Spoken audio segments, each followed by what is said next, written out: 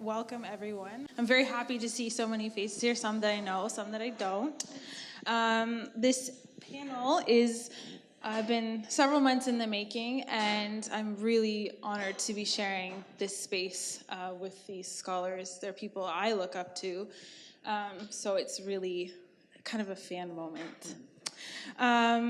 So I just want to start the evening by acknowledging that we gather on the traditional territories of the Mississauga and Haudenosaunee nations and within the lands protected by the Dish with One Spoon Wampum Agreement.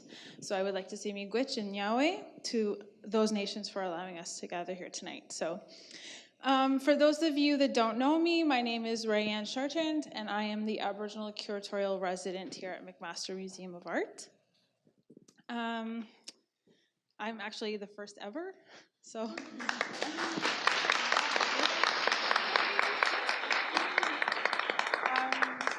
So it's not only precedent setting for the university, but also a real honor.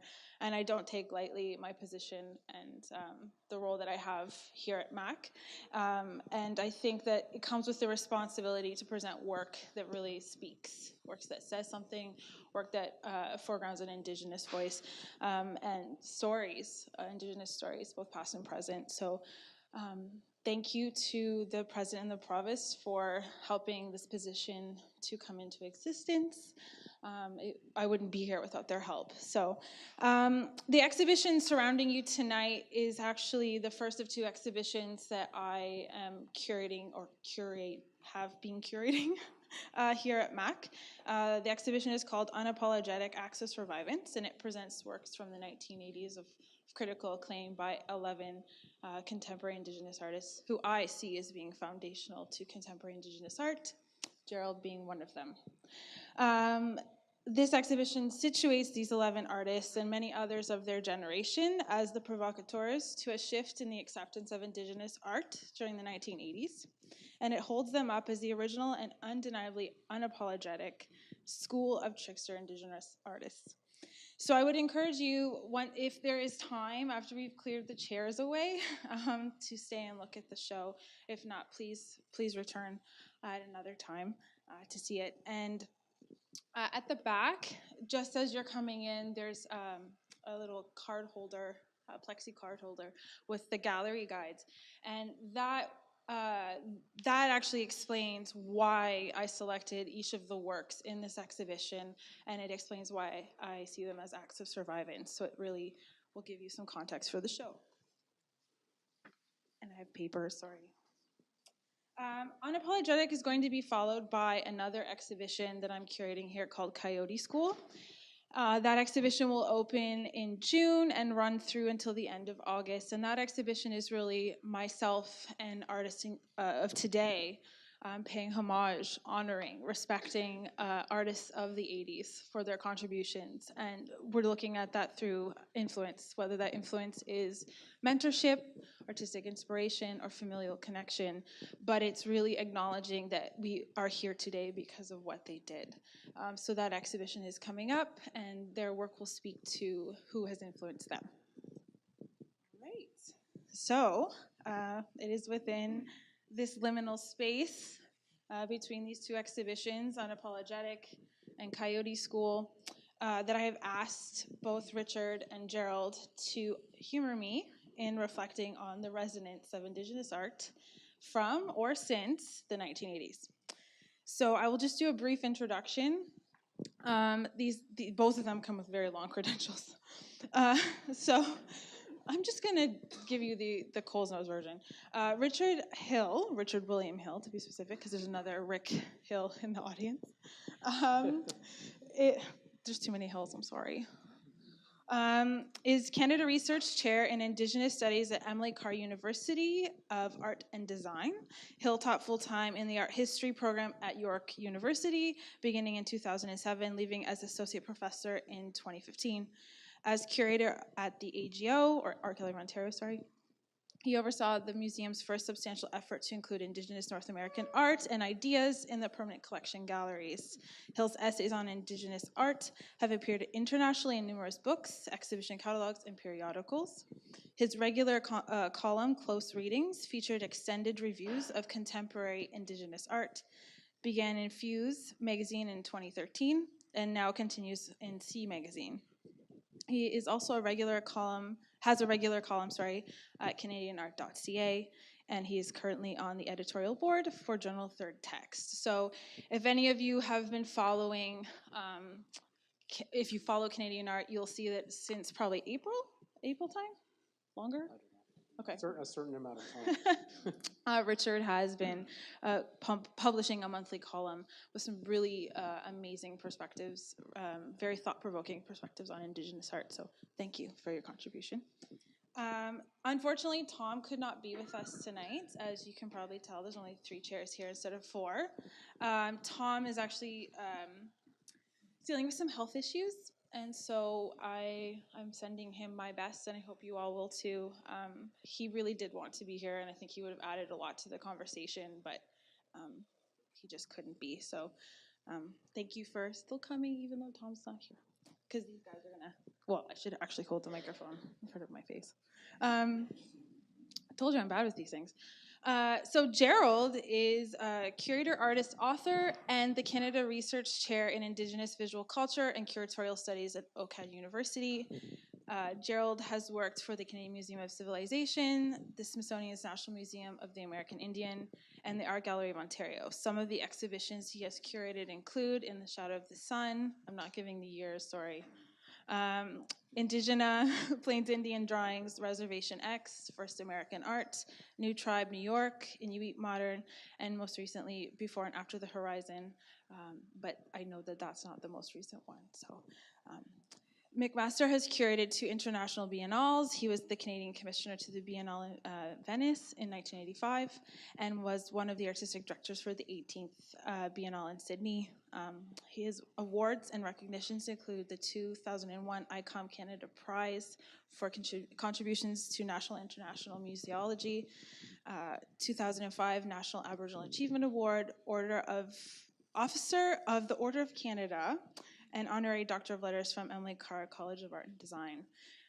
So as you can see, I am very humbled to be sitting here asking them questions. I am only at the beginning of my career, which I hope will one day look like theirs. Fingers crossed. So what we'll do, I'm going to work through a series of questions with them, questions that emerged from the research that I did, questions, some that are a year or 2 in origin, some that are more recent, but then we'll hold audience questions until the end. So thank you for joining us.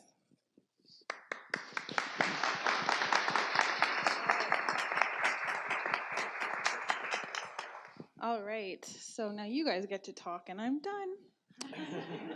All right, so broad-based question. In what ways has Indigenous artistic practice evolved since the 1980s? And what sets this decade apart from those before and after it? So with this exhibition that I've curated, I honed in on a 10-year period intentionally, and for very specific reasons. So how, from your perspective, does this decade differ from those before and after?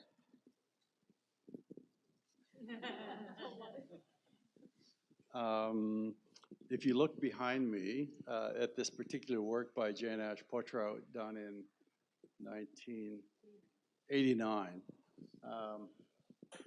the reason I asked you to look at it is that she did a series of 5, Rianne just mentioned it, told me, and I, along with Leanne Martin, curated an exhibition in 1992 called Indigena, and I wanted an image that would say something about that year, 1992, because 1992 was the year, not only was it the 125th anniversary of Canada, but it was also the entire universe, it seems like, was celebrating the Columbus Quincentennial.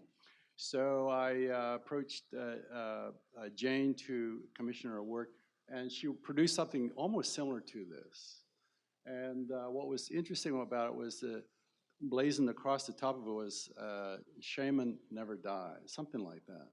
So there was a series during that period in which she was talking about shamanizing, trying to infiltrate kind of a discourse into our society. And I think as today we're talking about indigenizing, this is kind of the language we're using today. So what was significant for us was, this is 25 years ago now, and getting back to the question was, up until then, I often like to say is there was a moments in which Indigenous voice, First Nations voice, was at a critical turning point. And up until now, I often say there were ventriloquists around, They were speaking on behalf of Indigenous people, Indigenous artists, etc.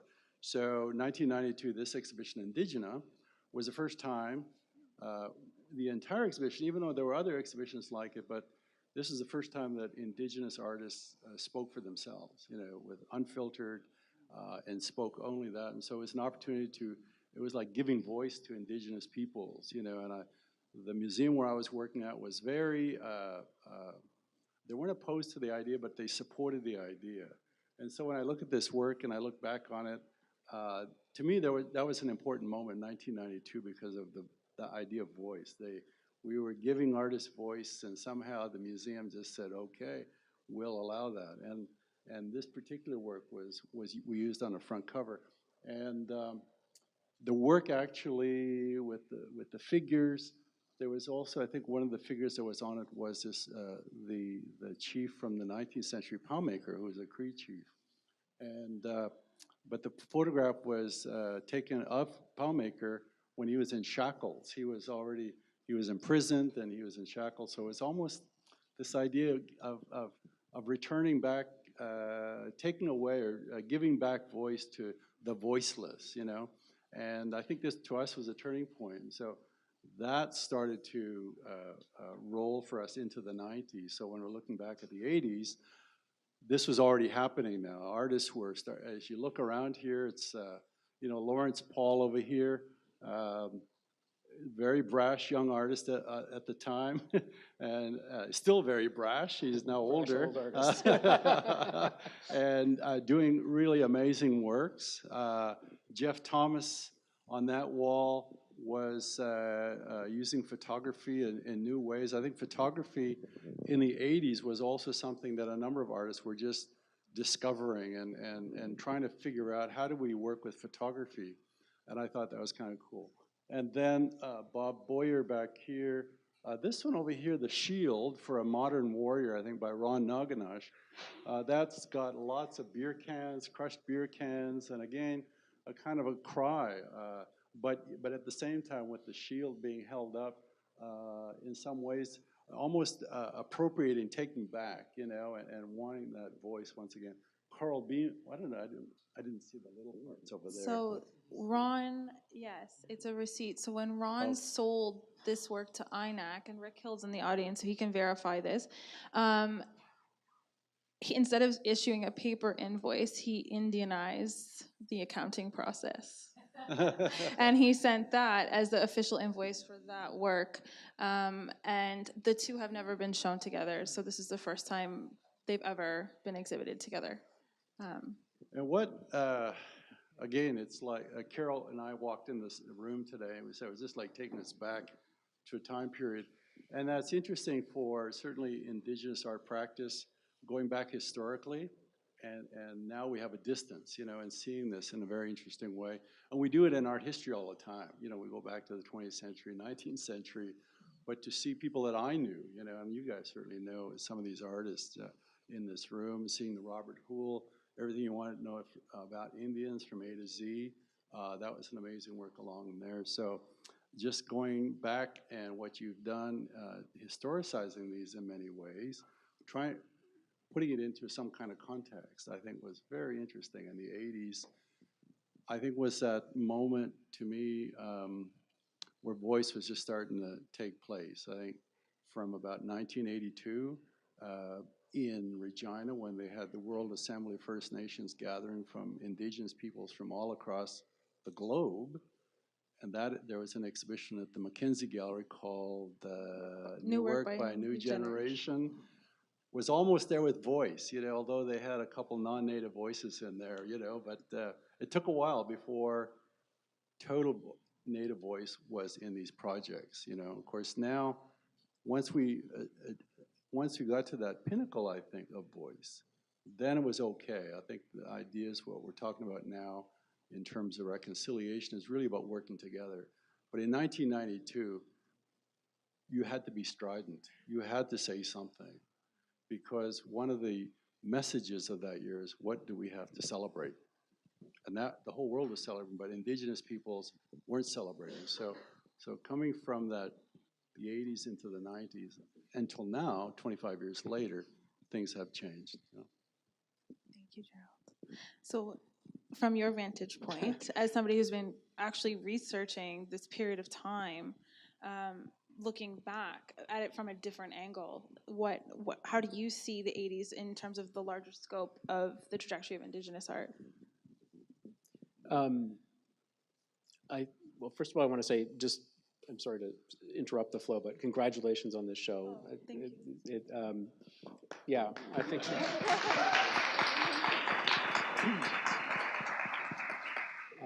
It's always encouraging when you meet young, smart people who are moving things forward. One of the things that I've really grappled with researching this period for my book is, in a way, I lived through this entire period, but I wasn't aware of the art world until the late 80s, I guess, when I went to art school. And my ambition, like a lot of people sitting right here, was to be an artist. I was a terrible artist, failed at that, but ended up writing. And I think being able to see a history that I kind of came in at the middle on, and be able to go back through it, parts that I experienced very directly, and then parts that I've only read about, heard stories about, and that sort of thing has been really interesting. And I think, to me, one of the real tipping points in the early 80s was the fact that there was suddenly a kind of sizable group of artists who had been art school trained and were working in a new kind of way. And there were outliers, obviously, before that. Alex Janvier, for example, and Robert Houle was doing really interesting things before the beginning of the 80s, I guess. But there was suddenly a critical mass of artists had arrived working in this way. And it was a real revelation for me when I got to art school, because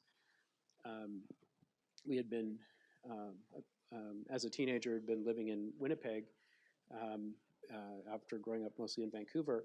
And in Winnipeg, the Indigenous art world that I saw was kind of Woodland School knockoff stuff that circulated around social service agencies that my mother worked for.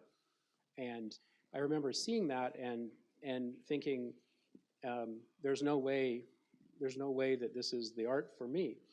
And there's no way into that for me. And I went to art school thinking I will just be an artist.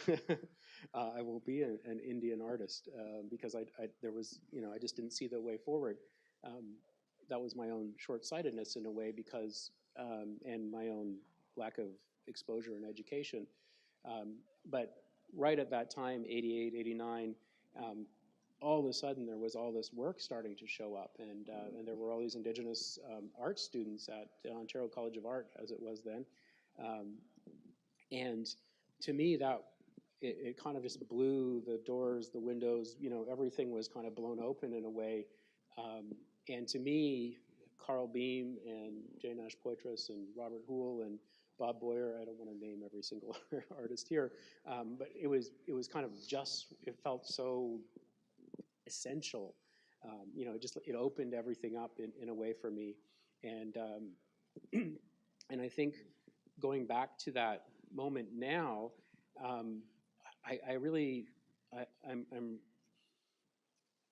love that, being able to kind of recapture that sense of possibility that was, that an argument, a discourse had to be created to explain this, right? I think that's one of the really important things to remember. And it happened very gradually in a way, and Gerald's right. It kind of started with people who weren't Indigenous trying to frame what was happening, and it was happening in the U.S. and in Canada, and people trying to make sense of what to do with all that, with that, and literally like some of the first efforts were, can an Indigenous, well, I won't say Indigenous, I'll use the language of the time, can an Indian be modern? And postmodernism didn't even enter into it until sometime later, even though that was the discourse that we associate with that period. And so, from that very simple, almost insane question, can an Indian be modern? Of course, it has to be the case. But what does that mean? And how can you make a case for this kind of work against, really against the discourse of modernism that only had the slot of primitivism to put everything, all our cultural heritage. And so I think watching that discourse develop often, I think, in a large part through group exhibitions, you can really see that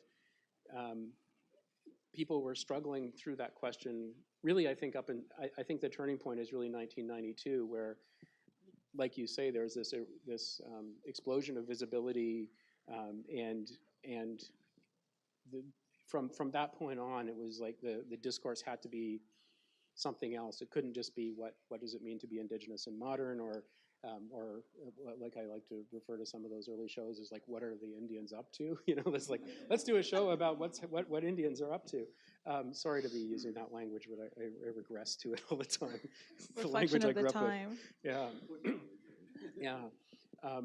But I think that's really it's kind of fascinating to see how that got established, and then immediately we had to go on to asking more focused and better questions. And I think Gerald has really been, is at the forefront of that after Indigena with Reservation X and other shows that started to ask more specific kinds of questions.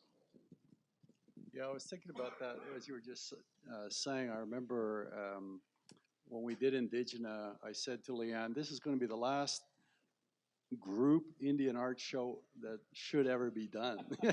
It sort of floored everybody, because up until that point, it seemed like the artists, all exhibitions were group artists, and were just under the term Native or Indian art or whatever, an Indian art group show.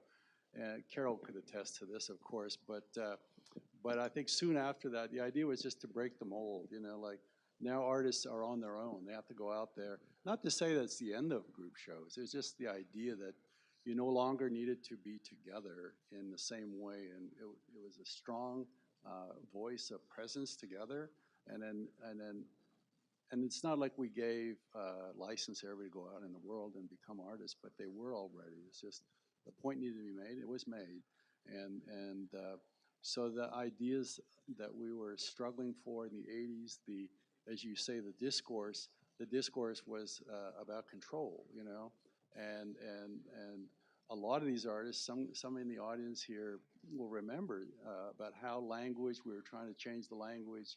Are you a Native artist? Are you a Indian artist? Are you an artist who happens to be Native? Yeah. All that kind of stuff was part of that struggle for articulating, and if everybody was speaking on our behalf, and those are the kind of linguistic prisons you're in, right? And that's what discourse is. It frames you, So we're struggling within the frames, and so 92, I think, was a moment we could suddenly try to release ourselves and tell the world we're upset and we have to, we're pissed off, we have to do it, and it upset a lot of people, but it changed, Yeah. So I'm going to skip ahead of some of my questions because that's a great lead into another one that I have. So it starts off with a statement and then segues into a question. Indigenous artistic expressions figure prominently in Canada's national celebrations. Yet, most celebrations focus on commemorating an event in colonial history that, for Indigenous peoples, bear negative and or painful associations to the loss of traditional lands, sovereignty, self-determination, way of life, and I could go on. As with most nationalistic agendas, the philosophy of promote the good and ignore the bad has justified the inclusion of safe and tokenistic representations of Indigenous culture, while the Canadian state ignores the foundational position of Indigenous peoples as the original keepers of this land. So Tom's not here. Tom played a key role in Expo 67, which was the first kind of big commemorative event that took place in Canada in 1967. 100 years, 100 years after Confederation. I think that was really the first time there was an attempt to include Indigenous voice and allow some level of control over representation with Expo 67. And Tom was integral in that process, along with many other artists, Norval and a few others. So, you know, there's 150 years, and then Gerald, you in 1992, it's not only the 125th anniversary of Confederation, but it's also Columbus, as you said. Now you're writing on the eve of Canada 150. Some really amazing reflective pieces that I think are making people think about whether directly or indirectly, about getting involved with what's happening with 150. Some artists are choosing not to participate, and there was recently an article that was published by CBC and Canadian Art about that. I myself, I will say, have chosen to distance myself from anything to do with 150, preferring to focus on exploring continuity in Indigenous art.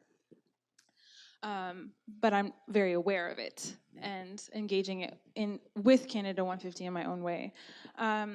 So from your past experience working on commemorations, what do you think are some of the motivating factors that cause Indigenous artists to participate and or not participate? And then this is a question to both of you. What position can and should Indigenous artists now take in relation to 150? Take it away. Last night, I don't know if anybody was in Toronto last night at the Ontario College of Art and Design, but Kent Monkman gave a talk last night. And Kent has a big show right now at the University of Toronto Art Museum, which is called Shame and Resilience. Shame and Prejudice, yeah. Story of Resilience. And he's the first out of the block, as it were, you know, to an Indigenous artist who's taking on the story of Canada, basically, what it means, what did 150 years ago mean, what did, you know, longer than that. So, but his argument, I think, was to take that discourse, to take the discussion at a higher level. That's the way I saw it. You know, here's an artist who, like any artist, could have probably just turned away and said, I'm not going to do anything this year. But I think it's at the same time we're living in this interesting times, which I call the age of reconciliation. We hear it every day in the last several weeks, several months, and there's been a tremendous amount of work done around this idea of reconciliation.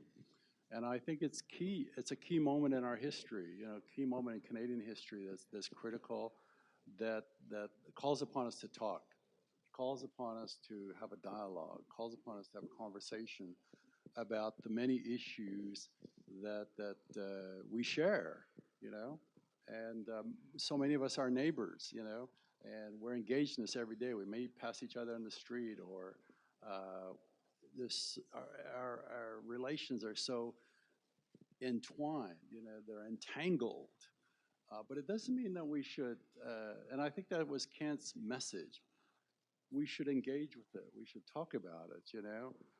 It's easy to turn around and say, well, I'll wait till next year and then I'll do something again. But I think part of that is to say, we need to talk. We need to engage with that. And his work is a powerful example of that. You know, it's really engaging the questions of history, because so much of us do not know our histories. And what he's talking about is that indigenous histories have most often been marginalized, but here he's putting it front and center. And I think that these moments of commemoration perhaps are moments of reflection. And I think this is where we engage with that, because if we don't engage with it, nobody's going to talk about it.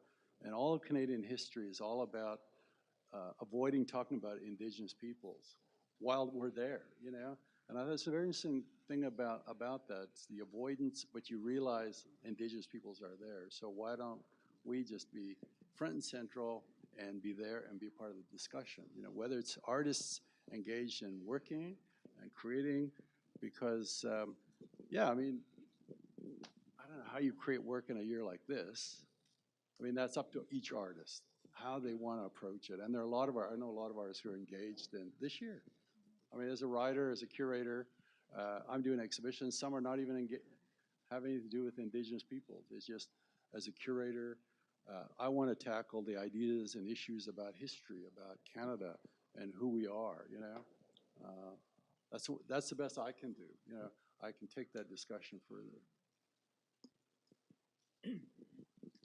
I guess, in a way,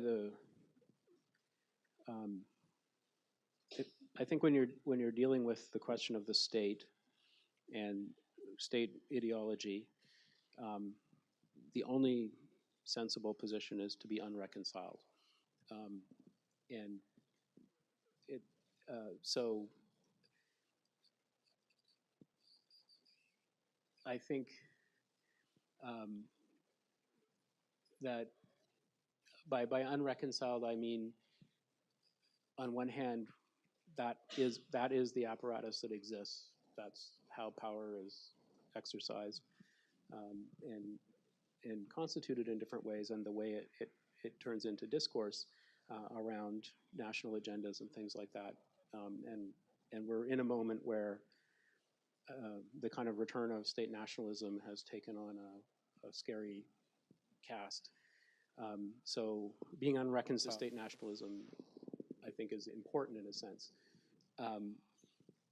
And again, I think it's something that it's there in what we have to deal with, and we always at the same time have to be reminding ourselves that the state narrative is not our culture. Not our culture, but not your culture either. And so we have to look for openings in those narratives.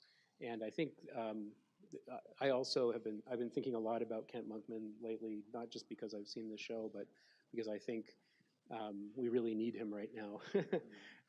And because I think the thing that's so remarkable about Kent's project, and especially I guess his avatar Mischief, is that's a character who can subvert any narrative, and I think that it's a process of subversion of the Canadian narrative that's happening for all our benefit, not to destroy this, but to subvert it productively. But it's also an Indigenous figure who can go anywhere, can be anyone, can take on any situation, and to me, that kind of spirit of boundary crossing is, in a way, I think it's the spirit of a lot of this work, but I don't necessarily think it's the spirit of our time right now, because we've been doing a lot of work to draw lines around things and close things off, and so I think that boundary crossing is really important, and I think it is for the reason that Gerald said, which is that we're all in this together. Everyone in the world is in the world together now because of the way the world works, and so we have to see ourselves in that way. We can't retreat to our own territory and say we're here and we'll just do our own thing, leave us alone, because again, that's not a luxury any human being has right now.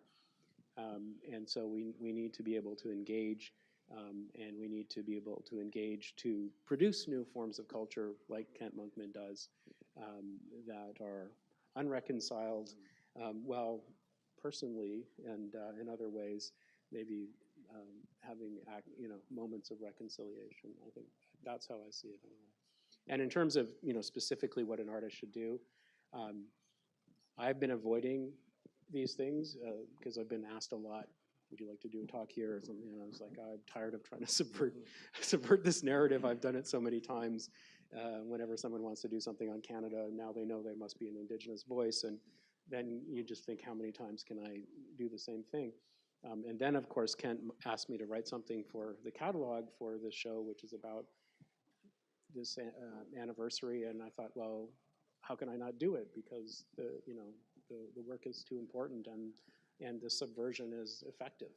Just like Indigenous subverted the Columbus quincentenary, and one of the things that I realized when I laid out all my catalogs from the 80s and early 90s is there's the 1992 stack is this tall, and it's because Canada and the U.S. wanted to be celebrating Columbus, and Indigenous curators decided to decelerate, but it was the weird confluence of that, and it would have been a tragedy if people hadn't taken advantage of that opportunity. And I think people are going to do like Kent did and take advantage and then give us something that's much better for us. Just to that point, I'm very interested in creating. The work that I'm doing here at MAC is really it's unrelated to 150. As I said, it's about me looking at the continuity and Indigenous artists within, and these projects are originated outside of the scope of 150. But I've been thinking about it a lot in relation to some other projects I'm working on, and maybe in my own way, I'm trying to carve out spaces or create spaces for creative resistance, to create spaces where artists can address or subvert that narrative, but on their own terms. So I think those sorts of spaces are going to be really important this year because in my experience, some of the artists that I interact with on a regular basis, that I see over social media, they want to disengage entirely, but I want to create a space where they want to engage, where they want to address these things. So I hope that, I'm doing it in the vein of what happened in 1992. So we'll see what happens. Yeah, creating spaces. I mean, I think that was, I think artists have been working on that for a long time now, and it's not just artists, but I think a lot of curators, whether Indigenous curators or non-Indigenous curators, and taking the lead from artists. And I think that was the driving force through the 90s. When we think of the 80s, and young curators were just coming up, there was just hardly a handful of Indigenous curators, like who knew what a curator was? They didn't know how to define it.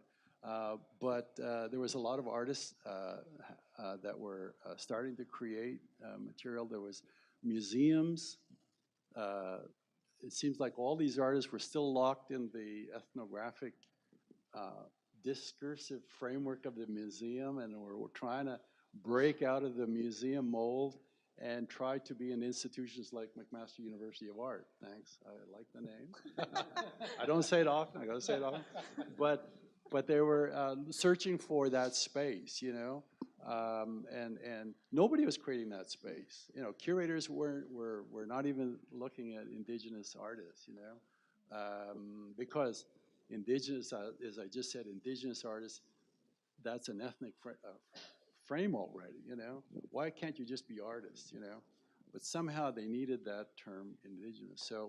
So trying to create space, thinking about linguistic baggage, that was hard. At once you were so proud of who you are, whether you're Iroquois, Mohawk, Cree, whatever, you were so proud of who you were, you couldn't drop that label, It was somehow just on you. But at the same time, you wanted to be taken seriously as an artist, but yet somehow that ethnographizing artist was always there. And so museums, art museums, just didn't want to look at the artist because they said, you got to be cleaner than that. You got to be pure, just an artist, And so seeing, if you look around this room, there's a lot of kind of signifiers that you say, oh, there's an Indian sign in there, and art museums just wouldn't have anything to do with that, because they just felt that that's ethnography, and so trying to break out of that mold was what a lot of these artists were trying to do. So, and young curators were also trying to lead in that direction and looking for galleries and exhibits to exhibit. And so I think it took a long while, but it took that struggle. And I think the lead were certainly a lot of the feminist movement in the United States, the civil rights movement, and artists of color, and all other things that were going on in the world. I think that was a wave. I think that we were also riding, So in the late 80s, there was exhibitions in the United States. I know at the New Museum, I think in 89, there was a big show. The name escapes me now. But there were writers also like Lucy Lepard, who were fantastic writers who were writing about non-Western arts. Also, what was her book called? Mixed Blessings. Mixed Blessings, right? And so texts like that were starting to come out. So, and our old friend Jean Fisher, of course, who was writing with Third Text. So there was that slow, quick change coming about, and then there was just many things that were happening. So when we look back on it now, it's a historical moment. It's an interesting time period. But it wasn't just us. I think there was other mitigating factors going on. And then, of course, in 1990, Oka happened, Some, other things were happening. All of a sudden, in 1989, 1988, 89, Spirit Sings in Glenbow happened, where indigenous voice had to be heard. And all of a sudden, it was happening everywhere. So all these kind of factors started to occur. And I think that's where really interesting things were happening just at that moment. Sorry if I might interject. May I? I call the shots. So this work here is actually in reference to the Lubicon Cree boycott of the Spirit Sings exhibition. The right side panel is news clippings about that. So with this exhibition, kind of coming back to Gerald's point, the reason why it was so interesting to me is I think that the 80s, so much was happening, politically, culturally, socially. I mean, you don't have the first kind of constitutional definition since the Indian Act of an Indigenous person in Canada until 1985. That's the year I was born. You have the World Assembly in 82 with New Work by a New Generation. You have the Spirit Sings in the late 80s. You have a lot of political territorial organizing happening in the 80s. So there's all of these kind of big movements and gestations in community and society at large that really had artists thinking and reflecting and creating in response to that. And this work really speaks to that, I think. And I think really the 80s was a build-up, the perfect build-up, not just because it came before, but to what happened in 1990 and 1992. I think the groundwork was really laid in that time. You also had, I don't know if anybody heard of the Society of Canadian Artists of Native Ancestry. SCANA. SCANA. Yeah. That began in 1978. I think it was 1978. I don't know if anybody in this room was in Manitoulin Island in 1978. But it was the first national gathering of Indigenous artists across Canada. Up until then, they were probably on a local forum, but there was Bill Reed, Janvier, Daphne Ojik, Robert Houle, Clifford Maracle. I don't know if Rick Hill was there, but you were too young. Okay. But it was a fantastic moment because it was young artists, with the exception of Bill and Alex, but it was a fantastic moment because it was the first time that artists came together and were very serious to change things. And we invited the Canada Council, we invited people from the Archive of Ontario, wherever, and we were so upset. We were just yelling and screaming, but nothing changed for a while, And and in retrospect, we were young and brash and really screaming, but in retrospect, years later, when I was looking back on it, and I was wondering why weren't people listening and art galleries not listening, and I thought about it, and I thought maybe maybe the art wasn't good yet. You know, the artists just weren't good yet. You know, we were young, just out of university, whatever, but we had that '70s zeal that everybody had to, you know, to rise up and, you know, and speak to power in many ways. You know, but yet our art wasn't good enough yet. So it just took maybe 10, 15 years more before the art actually started getting better. And so what you see around here is that gradual taking root. And I think the artists going back to their studios and just doing great art, you know. And I think this is where you see in this room that happening.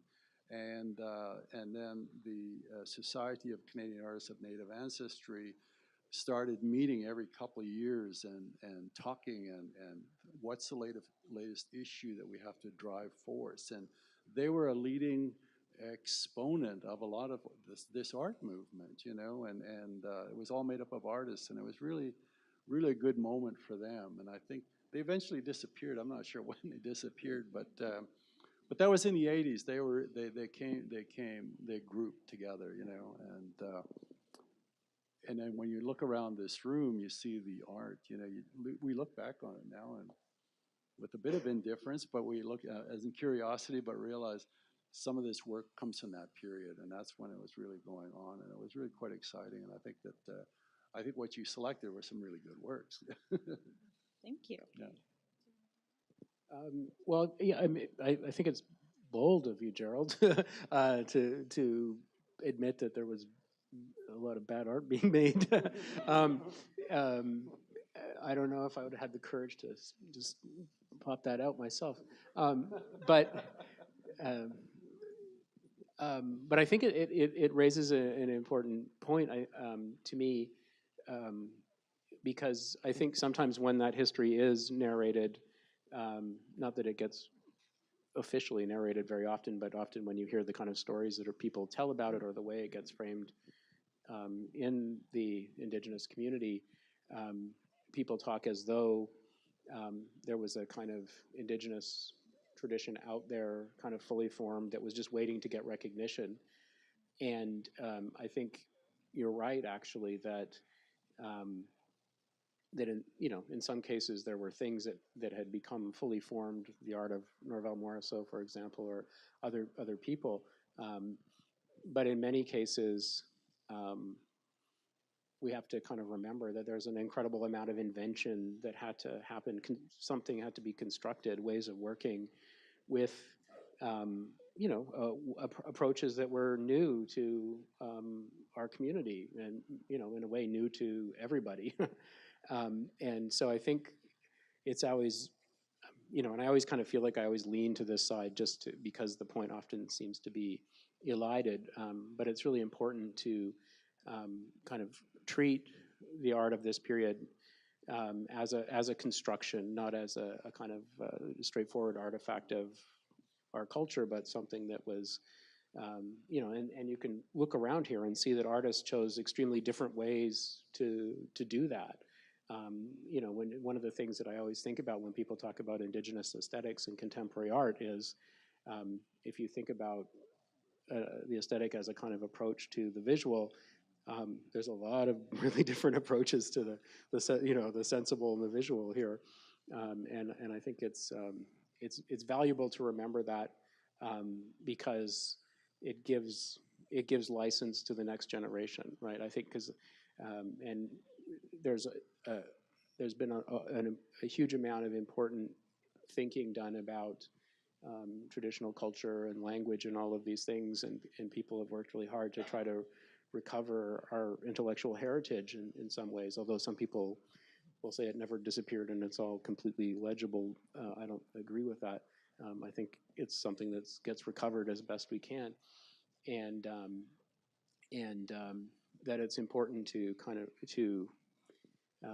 remember our agency in that process, and in a way to allow ourselves to take the kind of liberty that Carl Beam did, or Jane did, or Robert or Ron or whoever we're thinking about.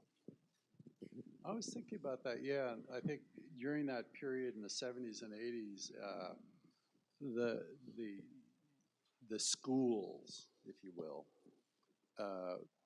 that were really strong. There's at least three, perhaps. When we think of Northwest Coast, the artists there had this led by Bill Reed and Douglas Cramner and the Hunts had found something that would be missing. You know, that looking back at heraldry, looking back at ownership of particular, very much around design and ownership and responsibility about their culture and really defining that. And it was very strong. It still is, and it had a very strong tradition, albeit there's a period in the mid 20th century when it stopped. But anyhow, that was still very strong. And I think from the Kassan period of the late 60s and into the 70s, the strength of Northwest Coast, and then the graphics came in. Somebody introduced graphics, serigraph, and that took off. The second is the Morisot Norval Morisot, who had such an impact on a whole generation of artists. You know, looking back at the centrality of who they are. Some call it legend school painting, but I never bought that term because it wasn't about that. You know, there was an ontology of who they were and what they were is what it was about. You know, and understanding where they live is so critical. And the third one is is not in this. And so those two are not in this room, right? The third one is not in this room that I was always around, but we never really spoke about, and that's Art from the Arctic, right? It was like the two never mixed. There's Inuit art over here, and everyone else was over here. But what's in this room is everything that fell between, in that interstitial space in between, you know? So, but you have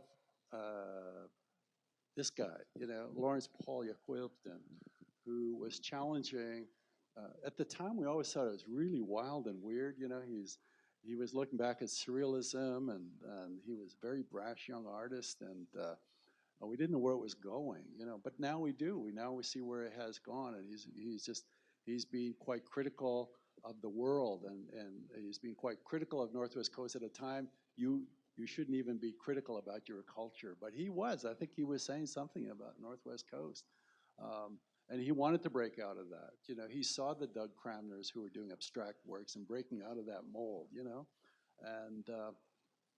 But all these artists in here, I think, were looking in a different direction. They weren't not necessarily pulling away from their tradition, their culture, the whatever, but they just saw a new medium of expression, you know? They weren't tied to the strong form of, say, Northwest Coast. And Morisot established a very strong form that artists really thought they could use, right? And so the rest of these artists, I think, art school trained many of them, right? And they saw a different direction to go in. So as you see around here, it looks, where is the cohesiveness in here, you know? It's all over the place, you know? I would argue it's in there. I think you guys are like an unofficial school, you know. That's part of my curatorial statement. Okay, that's your thesis, yeah. But I would think I say it's centered around tricksterism, around foregroundings, like survivance is at play here. You know, in the 80s, it was piecing together, making sense of the modern world as an indigenous person. Like, how do you reconcile the teachings that you have from, you know, art school with your culture and somehow hybridizing or reconciling those two things? And I think your work speaks very well to trickster discourse or trickster practice. And I think that might be the one unifying characteristic of works from the 80s that I see. I mean, I'm only one voice amongst many, but how you used humor and satire and parody in your work, and that has continued, and I see that in work now. That's a good point. I think that humor and irony was critical to the discourse of the time, and I think you had to be. I don't know. I guess it's, you know, Shelley Nero's. What was that called back there? The Rebel. The Rebel. Oh yeah. And then You know, I own one of Lynn and we own one of her works, the Mohawks and Beehives. You know, so I think humor had to be there. You know, it was everywhere. And I mean, once native artists get together, and Rick Hill and I have many stories. You know, we took an exhibition to Holland in 1985. You know, and here we are. You know, being indigenous artists in Amsterdam and really having a great time and just having fun and using humor to be able to survive in this weird city that we'd never been before, you know? And I think it was like just coming off the res into an urban center. You needed humor to survive, you know? And I think that that's what, looking at a lot of this, you know, the beer cans. I mean, that you need humor in order to understand alcoholism and what that meant, you know, and what those kind of issues that were hurting us. You know, you needed somehow humor to struggle to get out of that. And so, you know, looking around this room, there's a lot of humor going on. I think in many cases, yeah. Yeah. There's so many things to say here. I think I think it's easier in a way to identify kind of themes and subject matter and things like that, where there's continuity. There's, you know, critique of colonial ideology runs through so much of the work of this period, you know, critique of representations of different kinds. Um, but I would still argue that there, you know, because I don't necessarily have to find a unity here. I'm happy for it to be discontinuous. But I think that you know, there really are really different kinds of visualities here, you know, and I think that's fine. That's okay with me. And I do really pick up on one of the things that struck me rereading about Carl Beam, and it was so clear in some of the things that he was saying that you know, each work he was making, the one I think of especially is the self-portrait and the Christian Dior bathing suit. It was a anti-Woodland School work. Not in the sense that he was against Norval Morrisseau, but it was I'm going to make some kind of work that you cannot bracket me off into and call me a Woodland School Ojibwe artist, whatever and it's easy to kind of forget that there was this kind of that Harold Town once said something about you know, how the kind of previous generation of artists is always the fence you have to get over, you know. And I don't like to always think that way from generation to generation, but there are times when it's true, when the experience of the previous generation, you know, Norval Morrisseau did the best thing he could do in that situation, and it came out of something you know, genuine in his experience, and at the same time, of course, was an incredible act of innovation and creation, and you know, like there's there's lots of stuff in Morrisseau that comes from indigenous worldview and ontology and all those things. There's a whole bunch of residential school stuff getting worked through in there, and there's a lot of just like crazy 70s pop graphics, you know, like everything's there. So that kind of, you know, this kind of eruption from all sorts of locations seems important to keep track of, and I don't think we necessarily have to kind of bring everything, you know, history does that a little. This is all going to look more similar over time, I guess, but I think there's a lot of discontinuity as well, and that's all good. One of the things that I want to say, the thread that seems to go through here that's absent both absent in Tom Hill and absent in but it lives locally, and that's the continuous annual exhibitions at the Woodland Cultural Center. And I know there's a director here today. And I think it still goes on, right? Yeah. And that's been going on since the 70s. You know, the first one was Indian Art 74, Tom Hill's exhibition at the Royal Ontario Museum, which I was in as a student. But I'm not sure when it picked up again, but that exhibition has been continuous, you know, without apology. It still goes on. And it allowed a lot of artists to present works. And Tom just put it up, and, you know, it's good or bad or whatever, you know. But I think there was an interesting thread, and it's really part of this community. Southern Ontario is part of our Indigenous art history as well as community, and it continues. It's probably largely forgotten now because artists are now everywhere in the art world. But this exhibition had that continuity that really would, I think, established a lot of artists. And if you look back historically, and there must be catalogs somewhere we can look back on and really look at that, right? I think that was really a critical moment. Is it still called Indian art? No. No. What's the name now? I don't know what it's. Is there someone who knows? Because I know it became First Nations art for maybe you can basically track the So you can change track of language. the kind of a history of that. And in fact, they were so open that they even included my art one year. So. Oh, yeah. And I think it's funny actually because I was thinking about this when coming here because if Tom was here, there would be kind of 3 generations of curators. And then we would was miss the a plan. generation or 2 and get to you. Yeah. We need at least a Candace Hopkins that, and a y'all. few, to span the gap. But I just a story about Tom, just because I think so much of him. But it's a story about how much I think of him. I remember a number of years ago, I was working at the Fuse magazine office at 401 Richmond. And Tom wandered by, and I saw him, and always nice to get a chance to talk to him. So I started chatting with him, and he said, "Oh, we're doing the First Nations art. I can't remember what year it was. Show, and do you want to write something for the catalog?" And I was pretty busy at the time. I've been pretty busy for a couple of decades now, I guess. You had an excuse. And I said, "Oh, well, when do you need it?" And he said, I think it was Friday, and he said, "Well, it would be great to have it by Sunday." and I was like, "Okay." And only because it was Tom, I said, "Okay." And I traveled out to Woodland Cultural Center Saturday, kind of wrote the thing on the train on the way back. And it did, it wasn't my best writing, I'll admit that, but I did it. But because of how much respect I have for what Tom did. And I mean, Expo 67 is the year I was born, and Tom Hill was already a curator. How did that, one of the things I want to ask him for my book is how did that happen?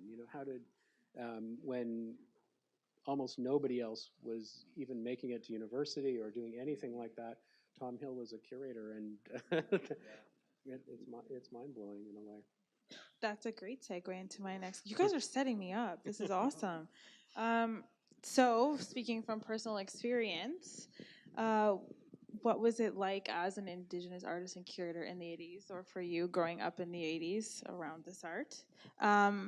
And what obstacles did you face in developing your practice? And then, as a footnote to that, who inspired your practice? So obviously, Tom being one, and that's why he was supposed to be on the panel. Great voice, but so yes, just reiterating the question. Describe what it was like in the 80s. What obstacles did you face growing your practice, and who inspired you? Well, going back to '77, the gathering of artists in Manitoulin Island. That's when I first met Robert Houle as well. And Robert was there, and of course, in those days, Robert used to dress in suits. I don't know if you ever remember that. He dressed fancy, anyhow. That's not what I thought curators had to dress like, but Robert was a curator then at the Canadian. That was at the it was called the National Museum of Man at the time. And then he decided to leave. And then he said, "Look, there's a job opening in Ottawa, curator's job. I think you should apply for it," which I did, and eventually I got it, So I came to Ottawa not knowing what a curator does. I didn't know anything about it. There was no training. As we train curators now, I train curators at the Ontario College of Art and Design. I just had no idea. I just thrown in the water, cold water, hot water, whatever it was just thrown in. And I came to Ottawa and learned curatorial practice and But I arrived at a museum of ethnology, which was about the stuff of my heritage, you know? And it was called ethnology. It wasn't called an art museum. It didn't treat it as art, didn't appreciate the artistry and the aesthetics and all of that. It was just treated as object. And so there's no sensitivity to it other than from a conservationist point of view, not from the cultural point of view that we know now, where we look at objects quite, not as objects, but we look at them as living things. So, but that my learning was on the job over the years, and I've learned so much from that. And like so many of my generation, and I think you even said you did a little bit of art too. When we were growing up, all artists became curators, or vice versa. You know, artists, and that's what it was. Tom was an artist, became curator. Robert was an artist, became curator, went back to being art. I was an artist, became a curator, and then I stopped being an artist in '95 because I became a full-time curator. You know, so someday I may return to it. But that was the reality of curatorship. Trying to understand what curatorship is. I don't know if I think you're going to ask a question about how do we define it. I don't know how we do, but You read the note.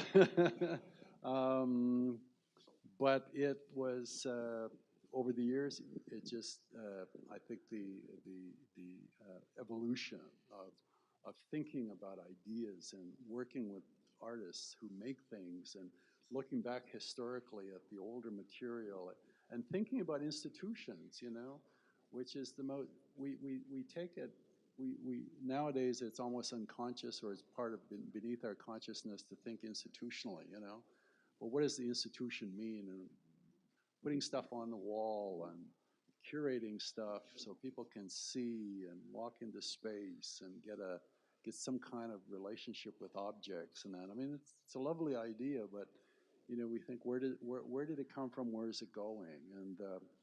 And I think that trajectory for me is an ongoing thought process of how do we think about the whole notion of curatorship. You know, I understand the idea of making as an artist, but presenting in spaces like this, it's although I love going to museums, I just love seeing stuff. You know, but just it's an odd kind of concept to think about, and coming to terms with it as both an artist, one who makes it, and one who presents it.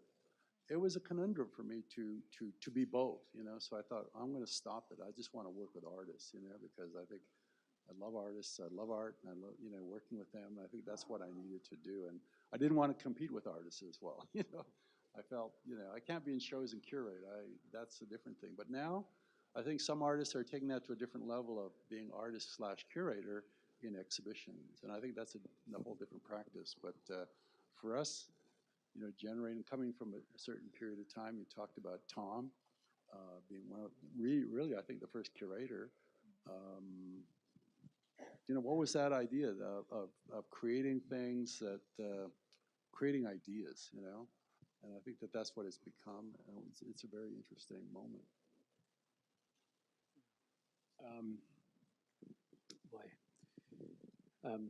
I miss your art, actually. But I'm glad you became a curator because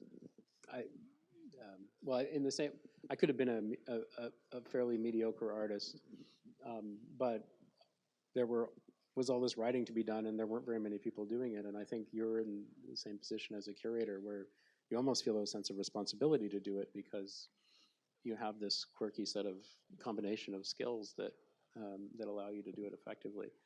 And I certainly had no intention of being a curator. I started to write, and it was very easy to see the signs because people kept asking me to write things, and no one ever asked me to make more art.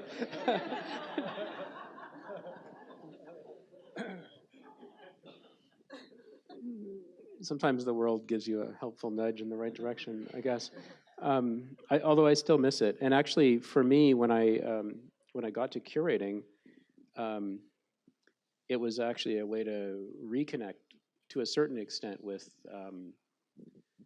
some of the kinds of thinking I did as an artist, because there was always to me such a huge difference between all the kind of thinking that led up to the project and then that moment when the work was in the space and you're putting it up. And to me, that was always a really creative.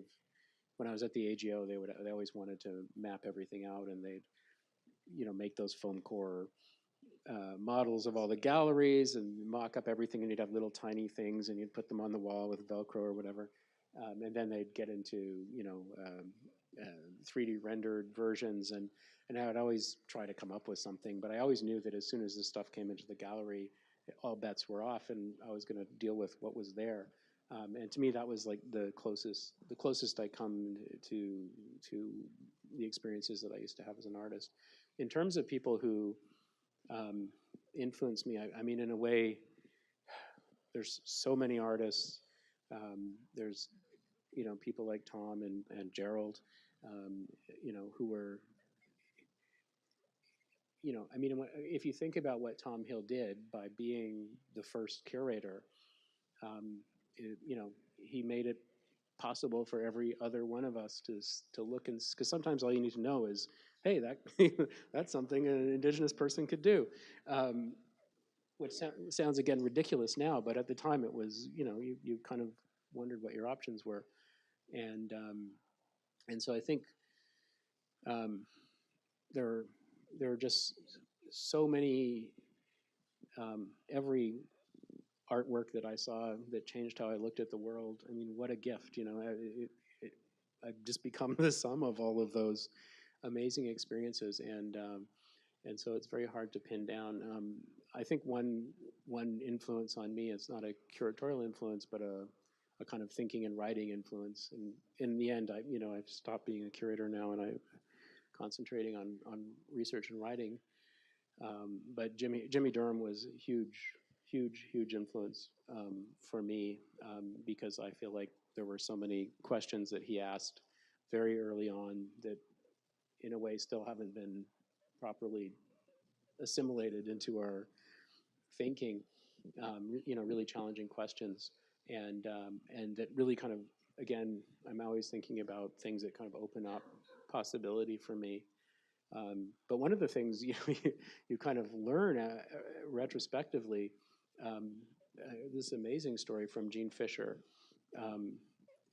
about her and Jimmy trying to get Jimmy's writing published in Art Forum, because we now think of Jimmy as he's extremely successful by any definition now in the art world, and you just think, from my perspective, it looked like he just knew exactly what he was doing and walked right into that. And of course, going back now and seeing how marginal that minority arts community that Lucy Lepard, helped to put on the stage in different ways, how marginal they were, and how much trouble they had getting recognition. So this story about the first essay that Jimmy published in Art Forum, which is called "The Ground Has Been Covered," and I recommend anyone go and read that right away if you get a chance, because it's really brilliant about exactly the problem about how you make space for yourself when there's no space, and everybody thinks everything's already been said about you. And Jean Fisher had been writing. She was a British art critic at the time, living in New York, and she'd been co-curating things with Jimmy and working with him, and knew he was a really good writer. And so she went to the editor at Art Forum and said, "There's this guy, he's this artist, and he's a really good writer, and we should write something." And they were like, no, we don't cover Indian art. And so she said, so finally the only way they would do it is, the editor said, well, if you write something with him, we'll publish it. And just like, how paternalistic can you imagine? They wouldn't even look at something. And so they did this it was a kind of data trick. Basically, they both wrote separate essays, and they cut them up into pieces, almost at random, and stitched them together, and then published them so they were in different fonts or typefaces, or however the right language for that is, and so that you can tell that there are two voices, and that one's obviously Jimmy and one's Jean. But the essays were not written to be together. They wrote totally separate essays and just threw them together, at literally almost at random. And that's how Jimmy got his first essay in Art Forum. So that's a good example of what people were facing. So this will be the last official question I ask you, and then we'll open up the floor to questions from the audience. So in reflecting on all that Indigenous artists have achieved since the 1980s, both as individuals and then also collectively, where do you see current discourse on Indigenous art going? And what do you think the discipline's future trajectory is? I'm very curious about this question as a curator now, so. I'm so back in the 80s and early 90s that I feel like I'm really out of touch in a way, and I'm the worst person to ask where things are going. And part of me wants to just kick it back to you and said, you're going to figure out where it's going, not me. I guess there are a bunch of things that I usually say about this, so maybe I'll say them. I hate to be predictable, but I guess I think that one of the things it's happened in art, but it's happened in other areas of Indigenous culture as well, is that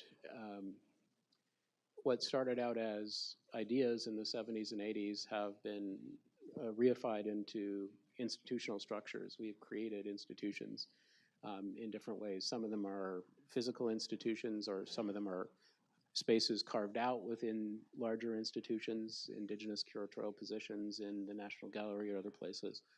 And likewise, there are a whole set of social service agencies that have been created since the 80s. My mother was involved in creating some of them.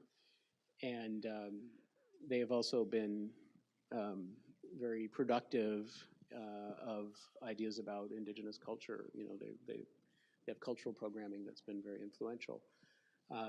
And one of the things that I think it's important to think about in that situation is, in a sense, we've gone from a position of kind of outsider criticality, that messy space where we all kind of stumbled into and tried to make something out of.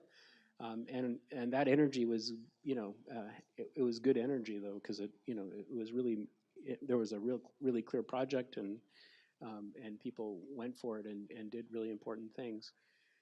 And at the same time, one of the things that I get anxious about is that as these institutions get created, and in a sense, certain kinds of dogmas arise in the Indigenous community around certain issues, that we're shifting in some cases from a kind of outsider, a critical outsider position, even though we're still, in that relationship to the state, but and that there's a danger that can breed a kind of conservative. This is something I've been saying a lot. So, but that can breed a kind of conservatism in itself, and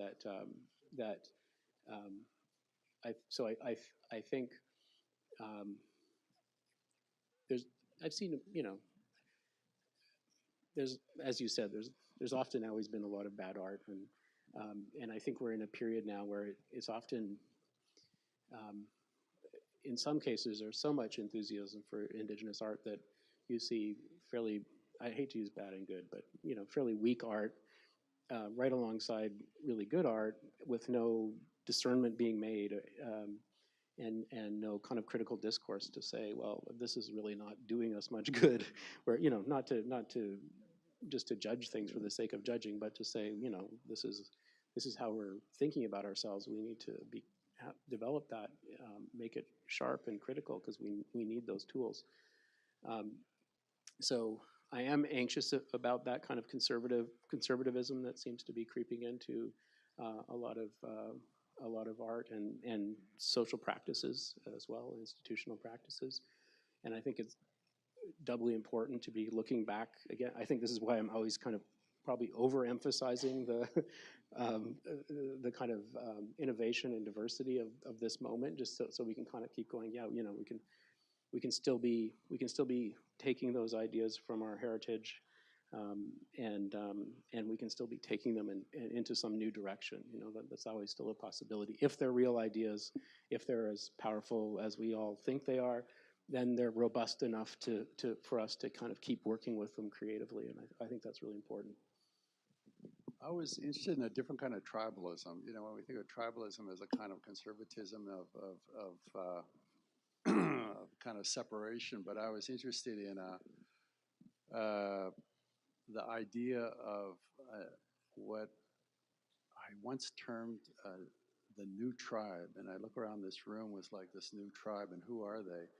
They're kind of a disparate group of artists who operate within space, in between spaces all the time. And I think that that was where artistic practice and all artists operate. You know, they're moving constantly between communities and spaces and that. And whether or not they're being tricksters or not, that's beside the point. But I thought the directions in which artists are going and have been going, I thought to me it was the most creative. And so and who do you meet in these interstitial spaces but other artists around the world, all over the place, you know? And they're exchanging ideas, and they share the same problems, whether there's something in their community or there's something in the larger world. But artists, when I've traveled the world, you know, how they share certain things, you know, and it's so easy to see artists working together.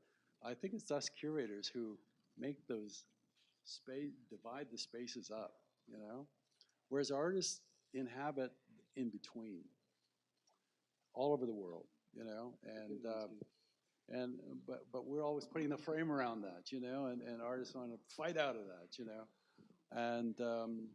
and I think that artistic practice today, when I see young artists in the world, whether it's at OCAD University or just in the Canadian landscape, how they're inspired by new media, different media, that's always been the central character of any artist in the world at any time. You know, this whole idea of tradition is important, but to me, artists have always looked for new ideas and new material. As long as they remain the individual who's strong, I don't think that they worried about anything. So we just have to look back at old material and say, artists would just love that. You know, they want new material all the time, you know. You see themselves in there. And I think contemporary artists like that, you know, and they still maintain the strong sense of themselves and who they are. And I think part of it is what we've struggled through since the 1960s. It's kind of the post-Indian Act period, you know, because if none of you know what the Indian Act is, read about it. It is the most horrendous control of Indigenous peoples in Canada for 70 years, up until the 50s. But since then, it's allowed new changes, new opportunities. And I think that like artists from that period up until today, and seeing other new artistic practices, I think it is, I don't know, I think there's a driving force there that artists see amongst each other. They share the same ideas and looking outward, and they're you know, they come in contact with things every day, and they're always thinking from a creative perspective, you know. And to me, that's what makes me get up every day to think about the art that I'm going to look at that day, and something. And it doesn't even have to be something by Louis Jacob, who just created today, but it's looking at the artists of the 19th century and how they saw the world then, you know, because I'm discovering something as I'm looking forward into the future, but also I go back into the past and I'm equally amazed. And so as I get older now, instead of looking forward to contemporary art, which I still love, a lot of my work now is looking back historically, you know, into the 19th century and earlier, and seeing what was going on then. From what I learned in looking at the world, looking at things, you know, I think I can look at older things in a new way, you know. So that's where I am today. Just to wrap it up, artists and curators today are looking back, and we're looking to you guys This is why this exhibition came about. You know, it was really looking back and honoring the spaces that artists and curators in the 80s and 90s created for artists and curators now. That's why the second exhibition will be us honoring you. And so it's I'm in this very reflective state, and I'm drawing inspiration from this period of time, and it's causing me to reimagine the future and think about the future in a new way, and what we need to do to kind of get us to where we need to be as Indigenous peoples in Canadian society. So the strength is coming from this work, from this period of time, and it's really inspiring. So thank you to both of you.